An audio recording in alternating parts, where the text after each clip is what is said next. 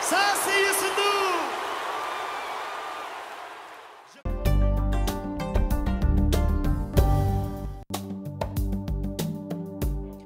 Il est 20h sur les antennes de la télé Futur Média. Mesdames, Messieurs, bonsoir. C'est parti pour le sommaire de cette édition. Le monde de la culture en deuil avec le rappel à Dieu de l'artiste comédien Omar Ba alias Baipel. Il a rejoint son ami et complice sur les planches Mahouradia Gueye. Risque de perturbation dans le secteur de l'éducation dès la rentrée des classes. La Fédération des enseignants va déposer un préavis de grève ce 9 octobre. Damboch et compagnie exigent le respect des engagements pris par l'État face à leurs revendications.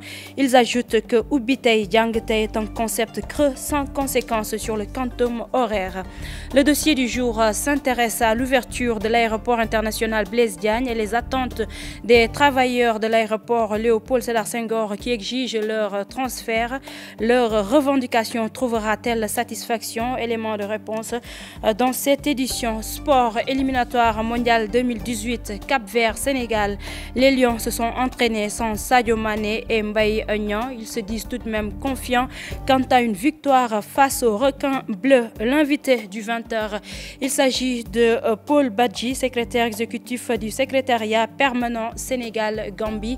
Il sera avec Mamoudou Ibrakan en fin d'édition. Voilà pour les titres, le développement, c'est tout de suite.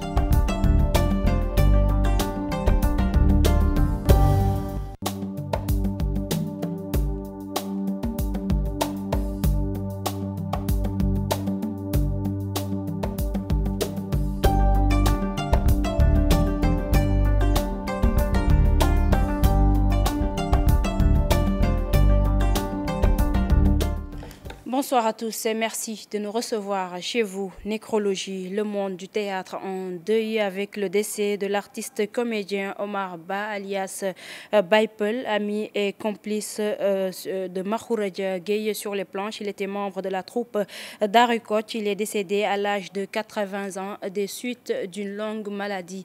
Vous entendrez Dissa Prera qui revient sur sa carrière certainement dans cette édition.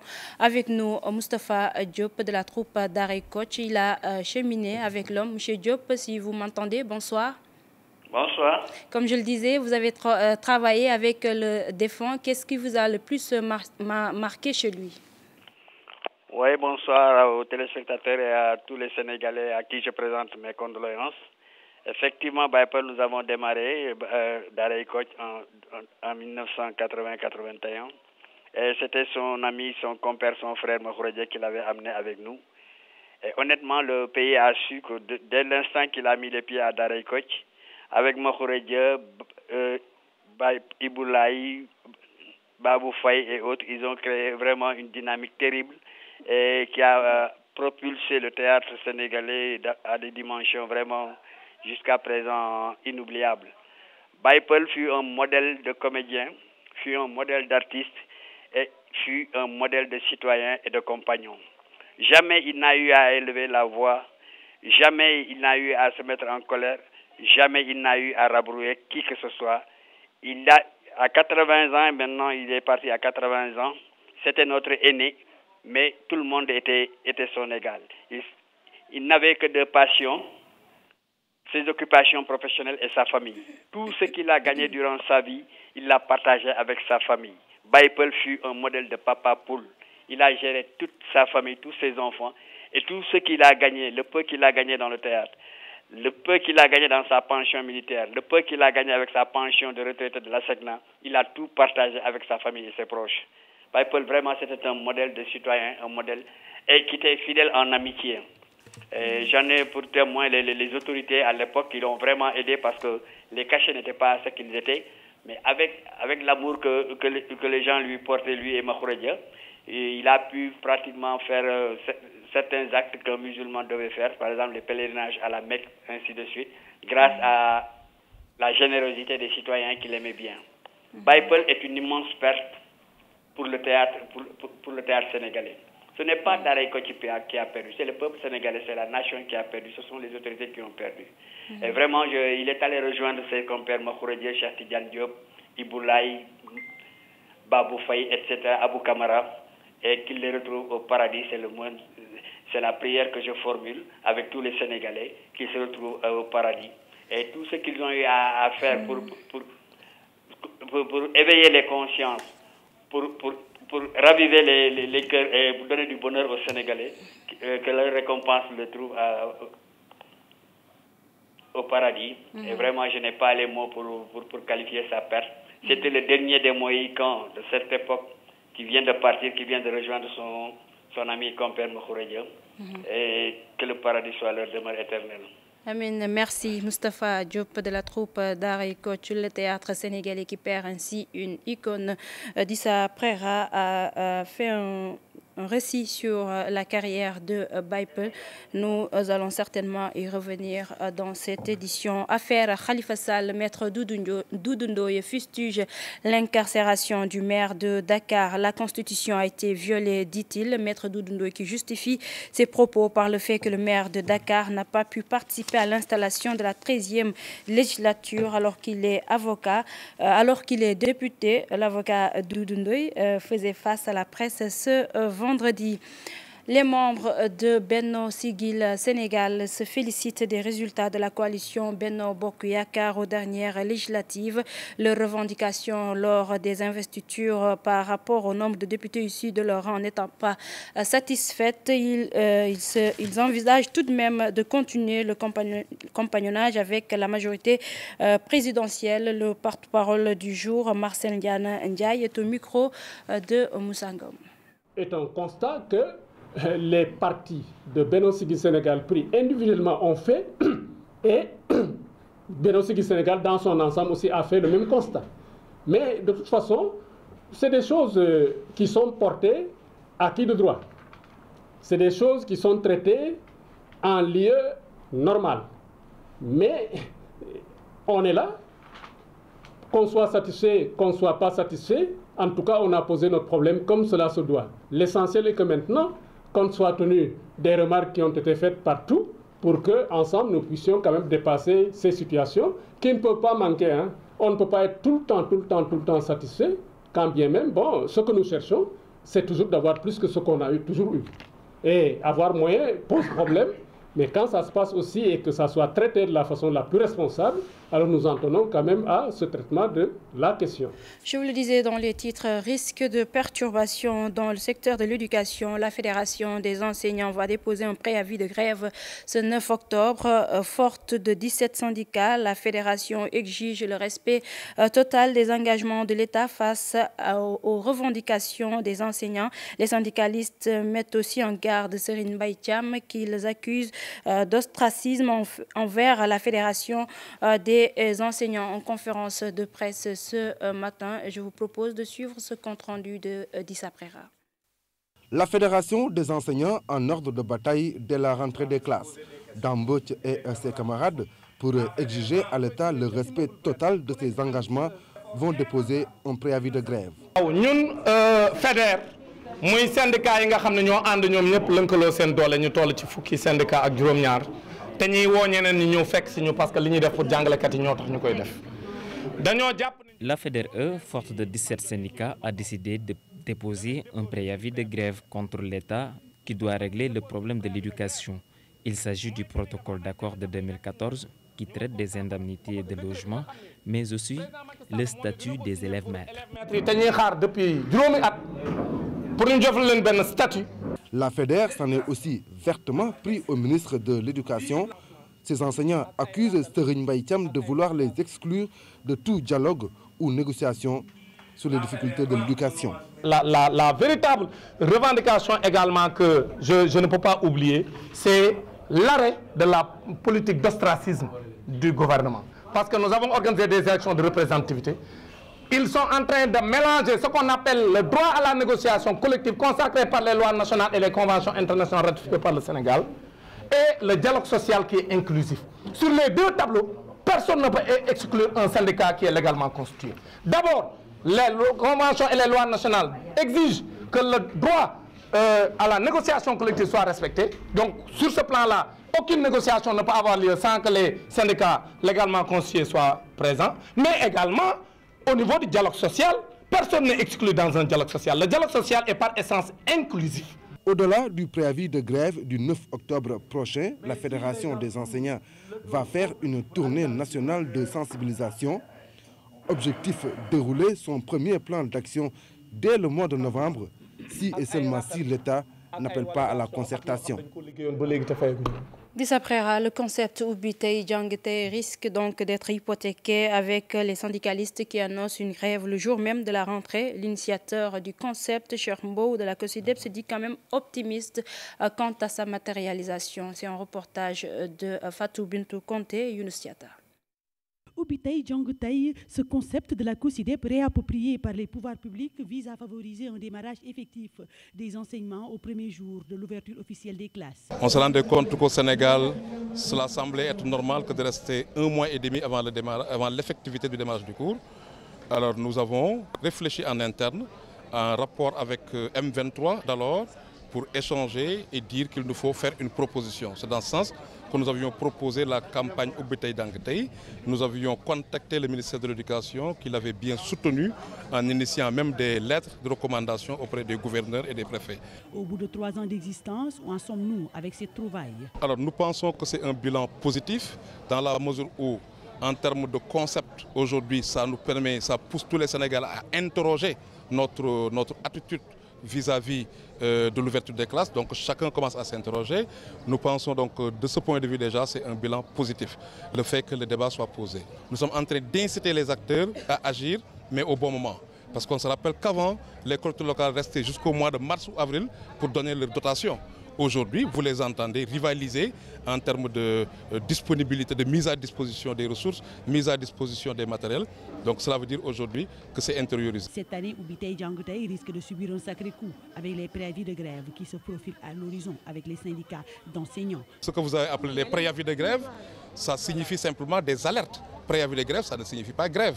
Quand il y a préavis de grève, c'est des alertes. Et maintenant, le gouvernement doit avoir une oreille attentive et organiser rapidement des concertations avec les organisations syndicales pour solder le passif et faire avancer les dossiers. Ce concept qui milite en faveur d'une effectivité des cours dès le premier jour de la rentrée des classes risque de perdre son rythme de début. Bintou Conté, Ubitei Djangtei, un concept creux et sans conséquence sur le quantum horaire. C'est du moins l'avis de la Fédération des enseignants qui estime que c'est une façon pour la COSIDEP de capter les financements des bailleurs de fonds. Le coordonnateur de la Fédération, Damboche, que nous allons écouter. C'est une organisation de la société civile qui s'appelle COSIDEP, qui l'a lancée il y a 3-4 ans. Quand la COSIDEP lançait cela, c'était une volonté simplement d'endormir les bailleurs, d'attirer leur financement. C'est pourquoi ils ont fait beaucoup de tintamarre à l'époque. Ils ont fait beaucoup de sensibilisation, mais in fine, on a constaté que ça n'a eu aucun impact sur le quantum horaire. Parce que les écoles n'ont pas fonctionné. Ce n'est pas parce qu'ils ont fait des tournées que les écoles vont fonctionner. C'est parce que les dispositions préparatoire pour permettre le démarrage dès le jour de la rentrée, c'est ça qui n'existe pas au Sénégal jusqu'au moment où l'on parle. Donc depuis 4 ans, on parle de ce concept. C'est un beau concept, mais qui est vide de sens. Ça ne signifie absolument rien. C'est pourquoi nous considérons que c'est du bluff. C'est une volonté simplement de capter des financements étrangers qui est derrière, appuyé par le ministère de l'Éducation, où il n'y a aucune transparence. C'est ça la vérité.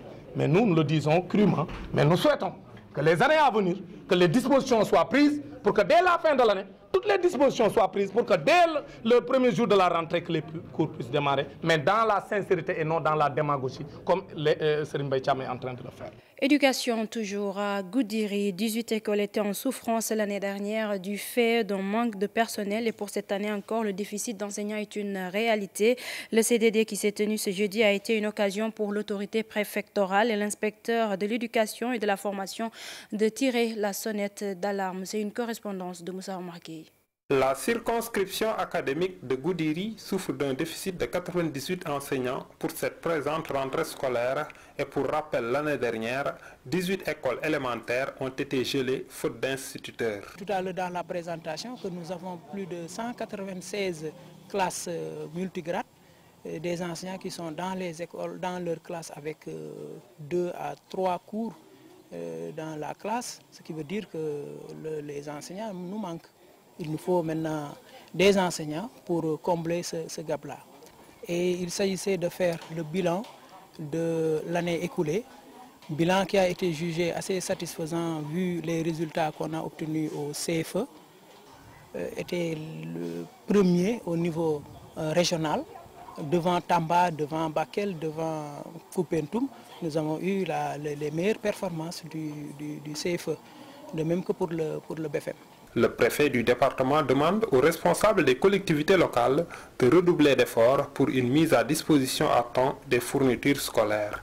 Quant aux parents d'élèves et la communauté de manière générale, il leur a été demandé de participer activement aux opérations de désherbage et d'assainissement au niveau des établissements scolaires pour faciliter l'effectivité de la rentrée dès le lundi prochain.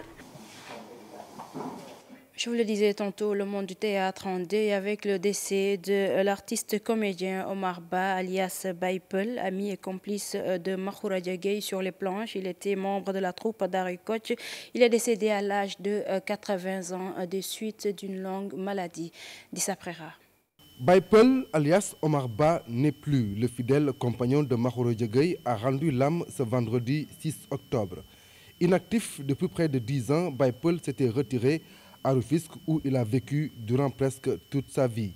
À 80 ans, Omar Ba fait partie des monuments et précurseurs du théâtre sénégalais. Avec son acolyte Mahoura Diagueye, ils ont fait les beaux jours du 4e art.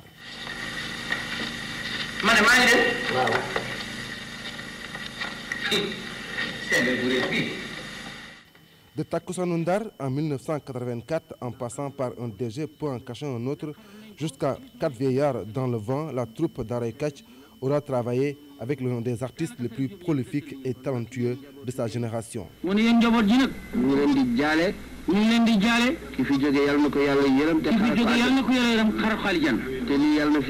Militaire à 20 ans, l'âge Omar Ba a servi 16 ans sous le drapeau français. Il sera à l'indépendance reversé au bataillon du génie en 1962. À la suite de l'armée, c'est l'ASECNA qui accueille l'artiste en qualité de chauffeur.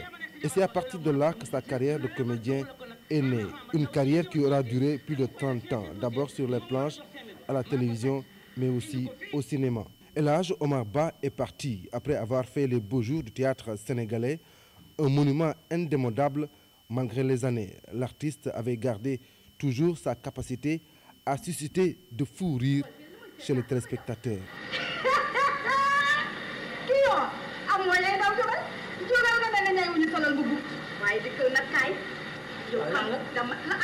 Repose en paix, l'artiste, le groupe Futur Média de Par ma voix présente ses condoléances à la famille éplorée. Les animateurs télé et radio en formation, l'atelier sur la communication sensible au genre, aux droits humains et à la lutte contre les violences basées sur le genre va permettre à ces professionnels d'être mieux outillés par rapport au traitement de l'information liée aux femmes. C'est un compte rendu de Aïssatou Paye. Sur les ondes et sur les écrans télé, des thématiques soulevées par les animateurs quant aux violences faites aux femmes et bien sûr par rapport à d'autres faits d'actualité. Communication sensible, quelquefois stéréotypée, ce qui explique sans doute la tenue d'un atelier portant sur la problématique genre. Sénégalais véhicule des stéréotypes tirés de notre vécu social, culturel et religieux et qui perpétuent et donc les disparités de genre, les violences basées sur le genre. C'est pourquoi nous souhaitons utiliser le canal des animateurs et animatrices qui sont des vecteurs d'information qui jouent un rôle important dans nos sociétés pour les outiller, pour leur permettre de traiter un meilleur traitement de l'information. Et les animateurs et animatrices, quel regard jettent-ils sur cet atelier de renforcement des capacités? Qu'on a regroupé beaucoup d'animateurs, beaucoup d'animatrices pour un atelier de formation. Je ne peux qu'apprécier cette chose. Nous ne cherchons pas à léser la femme du tout. Quand on parle de la femme, on parle de la femme dans toute sa réalité. Quand on parle de la femme, de l'enfant, on abordera forcément le sujet genre. Et d'où cette formation que nous magnifions vraiment. Mais je pense que ajouter un peu de sel à la sauce ne ferait que magnifier les choses. Un budget a été prévu à cet effet. C'est une approche qui a son importance dans le sens où elle permet de prendre en compte les besoins.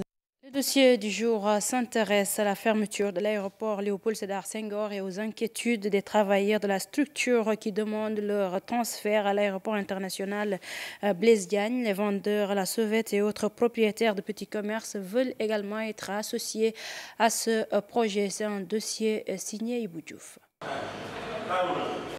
Bientôt, ces avions ne vont plus atterrir sur ce tarmac. Nous sommes bien à l'aéroport international Léopold Sédar Senghor de Dakar. À partir du 7 décembre, Diass sera le nouveau point de chute de ces vols.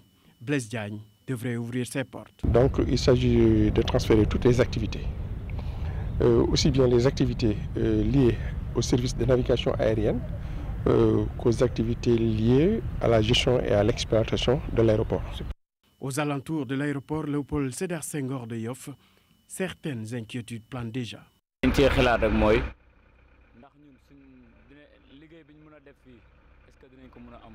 Transitaires yi nekk fii bon man ñoom laa njëkk a yërëm quoi parce que dañuy am problème pour transport famille yi bàyyi duñ am lu leen yóbbu xam nga est-ce que comprendre nga. Bonjour, les gens se réveillent, on nous dit oui, tel 7 décembre on va déplacer au niveau de l'aéroport Blaise Diagne. Là, c'est dur, c'est vraiment dur. On dirait que nous ne sommes pas des Sénégalais. Nous, on est là, on est des cambistes. On est là pour débrouiller. À l'image de ces chauffeurs et propriétaires de taxis, ils souhaitent que leurs préoccupations soient prises en compte par les autorités.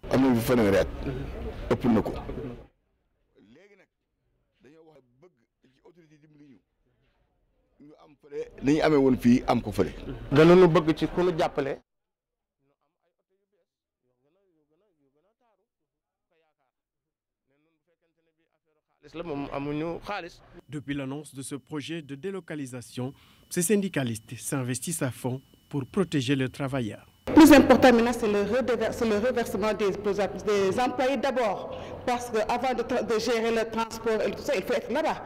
C'est pour cela maintenant, notre point important, c'est le reversement. Et que le mot recrutement ne figure pas dans le... Parce que le recrutement, ça devient autre chose. De ce fait, parler de recrutement, avec ce que cela sous-entend comme conséquence, effectivement, ça peut poser problème. Alors, pour éviter vraiment toute confusion, nous, en tant que travailleurs, on a dit simplement reversement de l'ensemble des travailleurs permanents de l'agence. Aéroport Blaise Diagne de Diass, un projet cher au président Macky Sall et son gouvernement.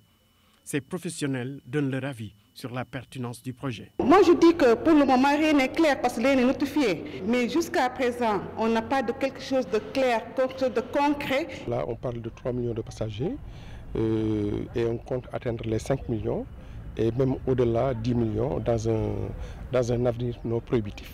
AIBD au nouvel aéroport, la date du 7 décembre pour démarrer les activités. En attendant l'arrivée des premiers vols, les autorités sont invitées à apporter des réponses à ces multiples interrogations. Ibou Diouf, pour l'ouverture de l'aéroport international Blaise Diagne, toutes les dispositions sont prises selon Mohamed Habiboula Fall. Il ajoute que le comité de transfert de Léopold Sédar Senghor à Diass s'active à cet effet. Mohamed Habiboula Fall, responsable de la communication de l'AIBD. Nous allons l'écouter au micro de Cheikh Hassan Ba. L'ouverture de l'aéroport international Blaise Diagne est effectivement prévue le 7 décembre. Tous les travaux aéroportuaires sont arrivés à terme. Maintenant, il reste quelques petites finitions et de travaux d'embellissement pour achever l'ensemble de l'infrastructure et l'ensemble des commodités. Depuis 2014, un comité de transfert des activités de l'aéroport international Léopold Sédar Senghor à l'aéroport international Blaise Diagne a été mis en place par le Premier ministre. Tous les premiers jeudis du mois, ce comité se réunit pour discuter de toutes les questions et surtout pour trouver des solutions à d'éventuels problèmes soulevés. Et dans ce comité, vous avez les syndicats, vous avez l'armée, vous avez la police, vous avez la gendarmerie, vous avez le ministère du Travail, vous avez le ministère de l'Économie et des Finances, vous avez les compagnies aériennes, vous avez tous les opérateurs de l'espace aéroportuaire et vous avez tous les acteurs étatiques dont la présence est nécessaire. Et au sein de ce comité, justement, autour de Madame le ministre, toutes les dispositions sont en train d'être prises pour que le transfert se fasse dans d'excellentes conditions. Le nouveau ministre de l'Intérieur, Aly Ngouille Ndiaye, a effectué une visite au camp sapeur-pompier Malick Sy. Il a félicité les travailleurs trouvés sur place. Il annonce l'arrivée de 30 ambulances et autres équipements pour les soldats du feu. Habib Faye. Une démonstration de force, les sapeurs-pompiers ont exposé le matériel nécessaire pour assurer la sécurité des Sénégalais. Rien n'est laissé au hasard. Après la signature du livre d'or, le ministre de l'Intérieur estime avoir découvert du professionnalisme dans ce milieu. Il y a encore beaucoup de défis à relever. C'est ce qui a justifié aujourd'hui la présentation qui a été faite. Nous avons découvert beaucoup de professionnalisme dans beaucoup de secteurs. Donc, domaine de leur intervention. Nous avons également apprécié les efforts que les sapeurs ont eu à faire en interne.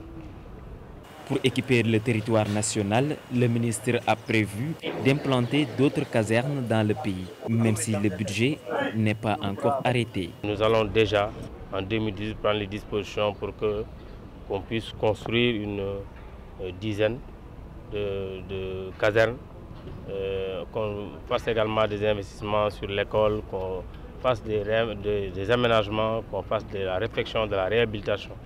En dehors des casernes, des ambulances seront mises à la disposition des soldats du feu. Une bonne partie du matériel des sapeurs, c'est généralement des dons. Donc l'État généralement ne faisait pas beaucoup d'investissements directement. C'est ce qu'on va corriger. Déjà, nous attendons beaucoup d'ambulances dans les prochains mois, une trentaine d'ambulances déjà attendues, médicalisées. C'est quand même quelque chose de bien. Nous aurons également des fourgons et d'autres types de matériel en 2018. Des perspectives sont dégagées par le ministre Aly Ngouille Ndiaye pour mieux équiper les sapeurs-pompiers. Habib Faye Mardien, merci à Thiès. Plusieurs activités sont menées pour mettre un terme aux pénuries et coupures d'eau dans la ville. Sept forages sont en cours de réalisation. À Tasset, les ouvriers s'attellent au raccordement des conduites. Le directeur de la SONES en visite de chantier donne l'assurance. Il précise que d'ici fin mars, Thiès et Dakar seront bien approvisionnés en eau potable. C'est une correspondance de Cheikh Anta Diop, c'est la tire. D'ici fin mars, il n'y aura plus de coupure ou de pénurie d'eau à Thiès et Dakar. 7 forages sont en cours de construction à Tasset.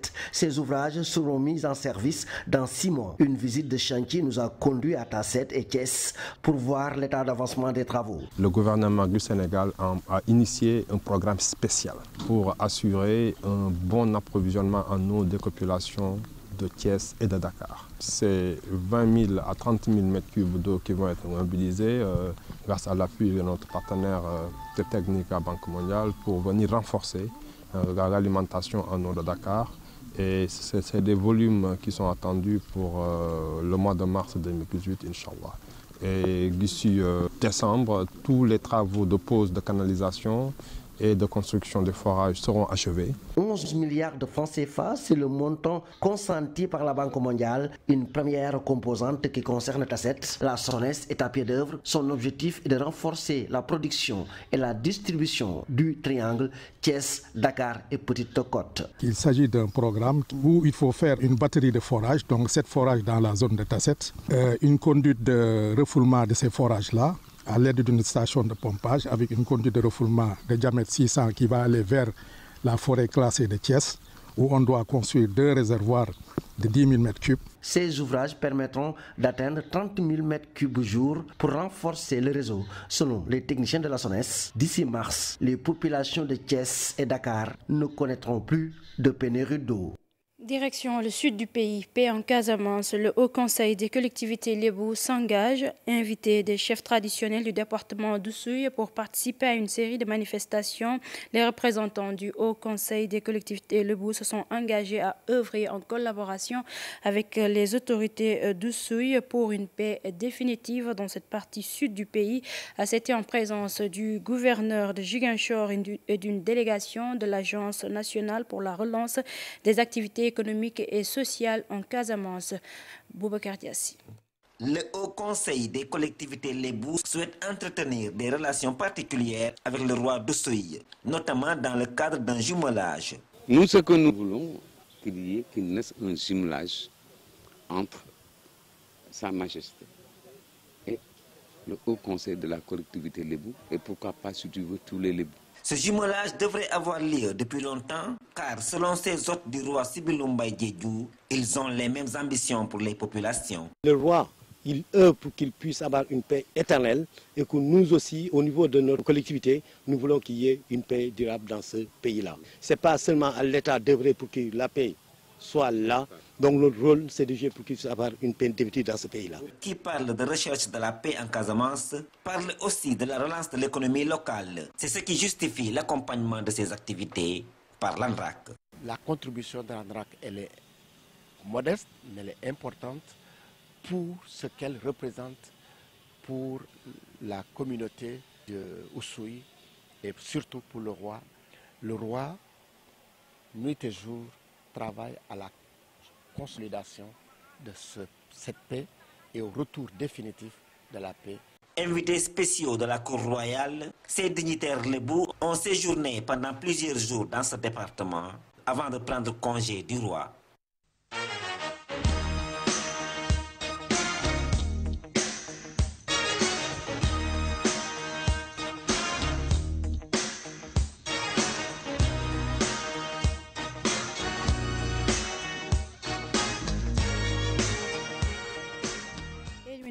Mondial 2018 Cap-Vert Sénégal. Les Lions du Sénégal ont foulé pour la première fois la pelouse du Stadio National Cabo Verde avec un groupe amputé de 7 joueurs dont Mbaye Niang et Sadio Mané restés à l'hôtel pour des soins.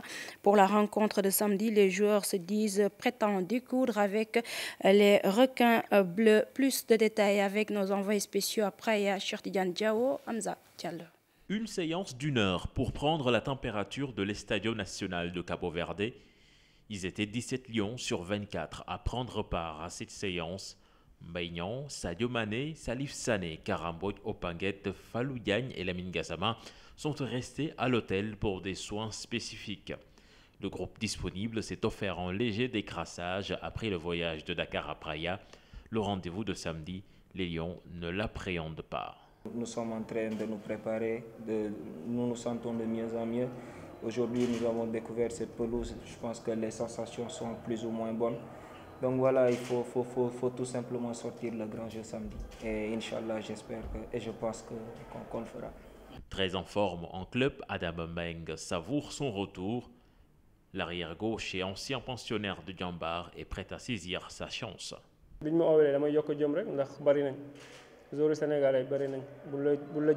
Cette convocation est une motivation. Ça me permet de redoubler d'efforts pour mériter la confiance du coach. Le match de samedi, on est prêt à tout donner pour la victoire.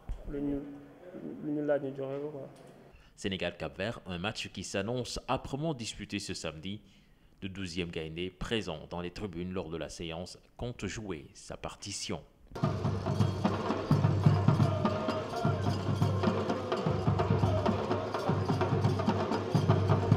Justement, Chartidiane, cette communauté sénégalaise basée à Praia, très confiante quant à une victoire du Sénégal face au Cap-Vert, un véritable 12e Gaïndé. Ces Sénégalais ont assuré l'ambiance pour un avant-goût de ce qui attend les Lions en termes de soutien ce samedi à Praia. Je vous propose de les écouter. Depuis un mois, on prépare ce rendez-vous. On a sorti les moyens et on ne croit qu'en la victoire. Le Cap-Vert, c'est qui nous sommes. On les bat en basket, en handball, en volley. Et ce sera pareil en football. On est plus fort qu'eux. Dès la première mi-temps, on va les gagner.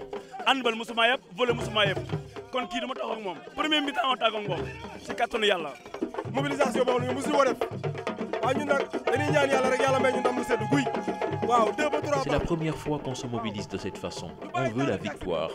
Je me contenterai d'un 3-0. Et aussi les Cap-Verdiens, qu'ils arrêtent leur simulation.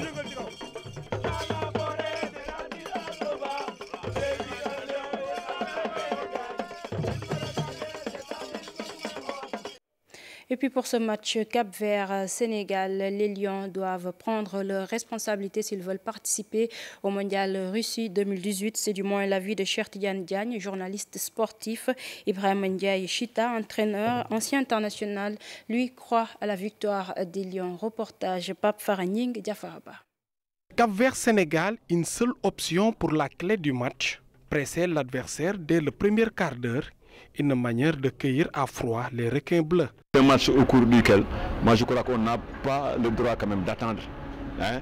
Il suffit juste que l'arbitre siffle et que le Sénégal aille quand même avec un bloc très haut pour empêcher quand même aux Cap-Verdiens quand même de dérouler le jeu. Et vous le savez, ils ont un bon collectif, techniquement ils sont très bons.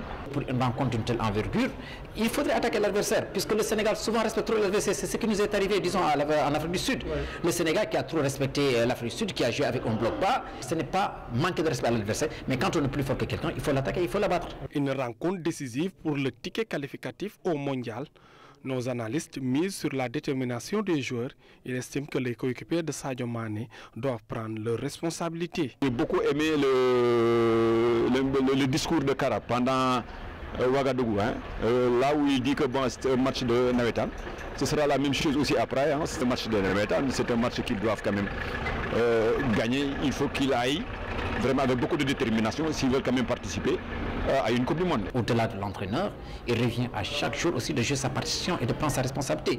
L'entraîneur, il ne fait que son classement, il met son système en jeu, mais l'animation de jeu en tant que telle, il va donc de la responsabilité personnelle des joueurs et collective même d'ailleurs. Moi, je pense que véritablement, cette équipe du Sénégal renferme en son sein, disons, des joueurs de qualité que chaque entraîneur aimerait avoir dans son équipe. L'équipe sénégalaise, avec son standing et le contexte actuel, a les moyens pour se qualifier au mondial. Connaissant les circonstances dans lesquelles le Sénégal est revenu, disons, dans la course, si on ne bat pas cette équipe du Cap-Vert, si on ne parvient pas en tout cas à décocher un bon résultat, moi je pense que notre qualification à la Coupe du Monde serait vraiment usurpée et ce ne serait pas mérité. Si on veut vraiment aller en Coupe du Monde, je crois que ce match-là a son importance. C'est un match que le Sénégal doit gagner. À défaut même d'avoir une victoire, on peut quand même ramener un point. Face aux requins bleus, les Lions de la Teranga, s'ils veulent aller en Russie, n'ont pas droit à l'erreur. Le match de ce samedi à Praia reste une rencontre décisive.